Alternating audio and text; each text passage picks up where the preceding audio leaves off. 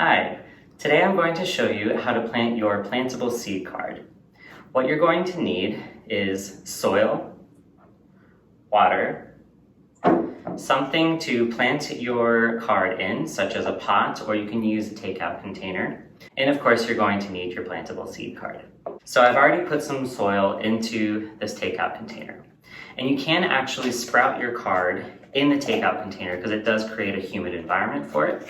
But what I'm actually going to be using this for is to moisten the soil. So moistening soil is always a good practice when you're planting seeds or seedlings. It really helps to make sure that the plants or seedlings and seed don't get disturbed when you water it. In this case, the seeds are embedded in the paper, so they're not going to float around in your soil, but this will just make our work easier for us. I'm just going to add a little water into the soil and mix it up. You want it to be relatively damp, but you don't want a lot of water coming out. So when you squeeze it, you want it to be just a little bit of water that comes out. You don't want it to be dripping and running with water. Like I said, you can keep it in the takeout container if you like. But what I'm going to do is I'm going to put it into this planter that I have here. When you put it in a planter, you do need to keep an eye on your seed paper and make sure it doesn't dry out.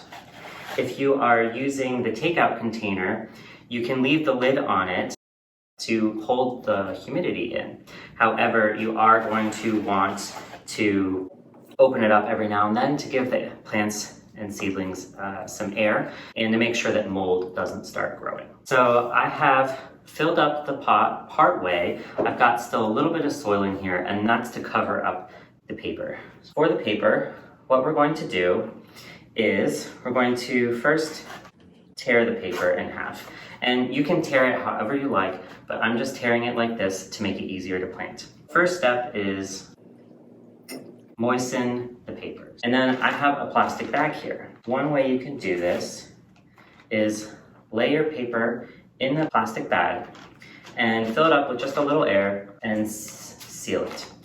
Now, you want it to be a little puffy so that it's not flat against the paper, and then you can set that in a sunny place, but you want to keep it out of direct sunlight because then it's going to get too warm and it's going to end up cooking the seeds. For this one, what we're going to do, again, dunk it just like that first sheet. Since my pot is quite small, I'm going to have to tear this up a little bit more. You can, of course, if your pot is big enough, just lay it straight in the pot. It doesn't really matter how you do it. Avoid overlapping the paper too much because you're going to basically just be preventing some of the seeds from germinating that way. Here you can see I have a layer of the seed paper torn up and spread across the top. Now I can take more of my soil and sprinkle it. I'm spreading it relatively evenly over the top.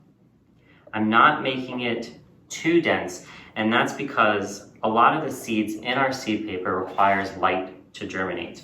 So if you plant it too deep, the seeds might not come up, or they might not all come up. Here you can see I've covered it in the soil. There's still a little bit of the paper showing through, and that's okay. You want it just mostly covered, and you want it to have generally bits of soil attached to all of the paper. And then all you do is you set your planter or your Tupperware container or your Ziploc bag into a sunny location and wait for them to sprout.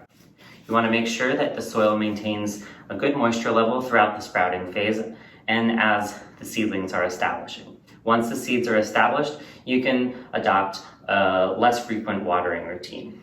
A good way to check your pots to make sure that they have enough moisture is to check the bottom of the pot, because a lot of times when we're watering, the water sinks to the bottom of the pot and it's not going to be in the upper soil. So when we stick our finger in, it seems dry, but actually the plants have enough water.